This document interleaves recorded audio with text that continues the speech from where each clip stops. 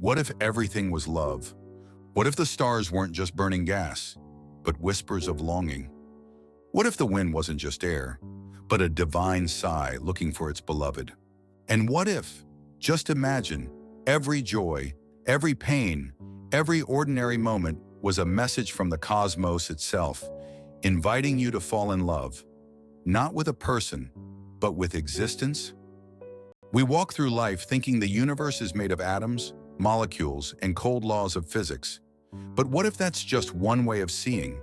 What if the entire cosmos is held together not by gravity or time, but by something infinitely more tender? Love. This is not the sentimental love of poetry books or movies, but a cosmic yearning, an infinite pull toward union. And one man, Rumi, believed that everything we know, from the trembling of leaves to the ache in our chest, is that love trying to return to its source. Who was Rumi? Born in 1207 in Balkh, in the Persian Empire, present-day Afghanistan, Rumi was raised in a family of scholars, mystics, and travelers. His father, Baha al-Din Walad, was a well-respected preacher and theologian who exposed Rumi to deep religious teachings early in life. By the time Rumi settled in Konya, in modern-day Turkey, he had already become a prominent Islamic jurist, a preacher with followers, and a man of intellect and law. But Rumi's true transformation didn't happen through books. It happened through fire, the fire of divine friendship. That fire took the form of a wandering mystic named Shams of Tabriz. No one really knows where Shams came from. He was wild, unpredictable, and uninterested in status or rituals. He was everything Rumi wasn't, and yet everything his soul had been secretly waiting for. What happened when Rumi met Shams? It was in 1244 when Rumi first met Shams Tabrizi, and the world around him began to dissolve.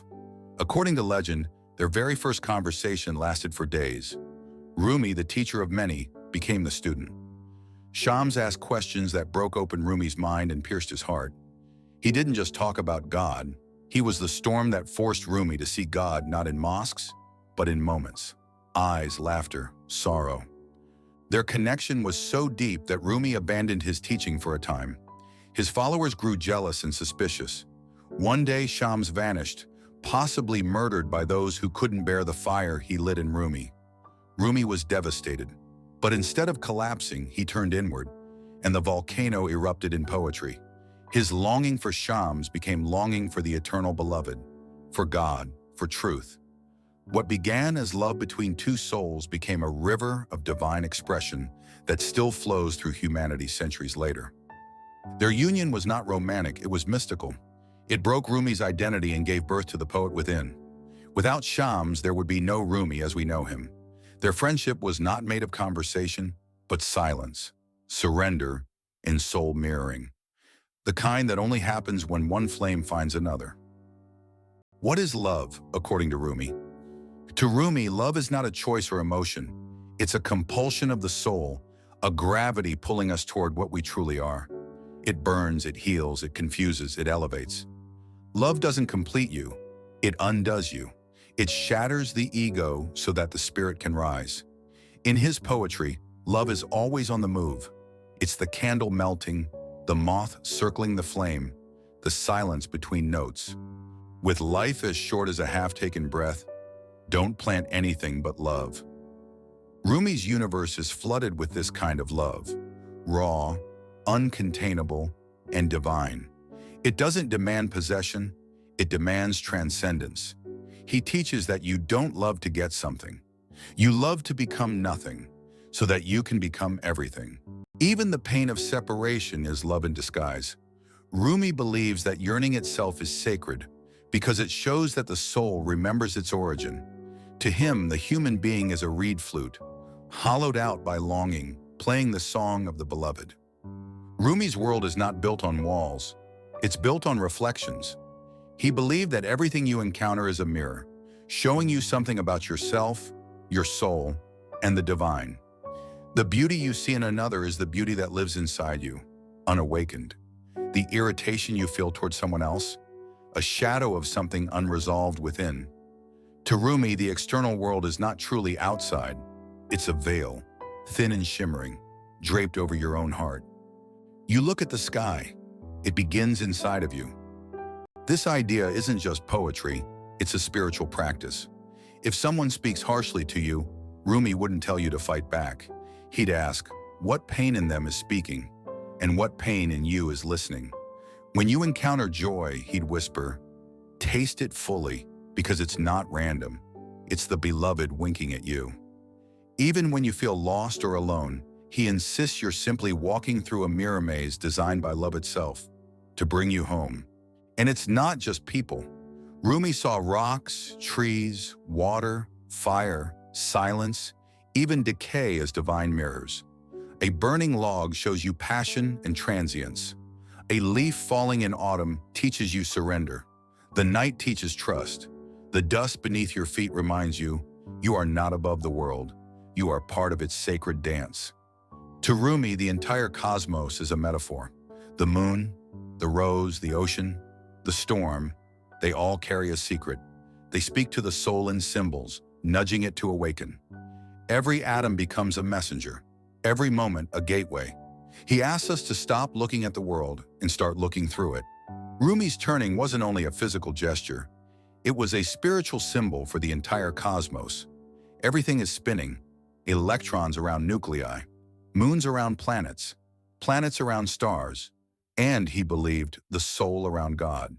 This turning, this dance, is the way the universe breathes. And when a human being consciously chooses to spin, not for ego or performance, but to dissolve into the rhythm of existence, they become one with the divine symphony. The whirling dervishes are not dancers. They are stars mimicking the galaxies. Their white robes symbolize the shroud of the ego, the death of the self. Their black cloaks, which they remove at the beginning of the dance, represent worldly attachments. Barefoot, they spin, turning around the axis of the heart, turning until identity is stripped away and only presence remains. I have been turning and turning in the circle of love for so long that I no longer know. Am I the lover or the beloved? In this sacred motion, there is no destination, only devotion. As they spin, they let go of language. They let go of labels, of time, of mind. And in that surrender, they experience what Rumi described over and over in his poetry, fana, the annihilation of the self into the one. This isn't just a ritual for mystics, it's a message for all of us. Every time you lose yourself in a moment, in music, in silence, in awe, you are turning. Every time you let go of pride, you are spinning. Every time you forgive, love, surrender, trust, you step into the dance. And in that dance, there is no you and God. There is only love, turning through itself. Even the universe itself, with its galaxies spiraling through space, is performing a cosmic sema, a whirling prayer. And Rumi's message is this: you are part of that motion. You are the dance itself. How to see the divine in everything. Rumi didn't offer commandments, he offered presence.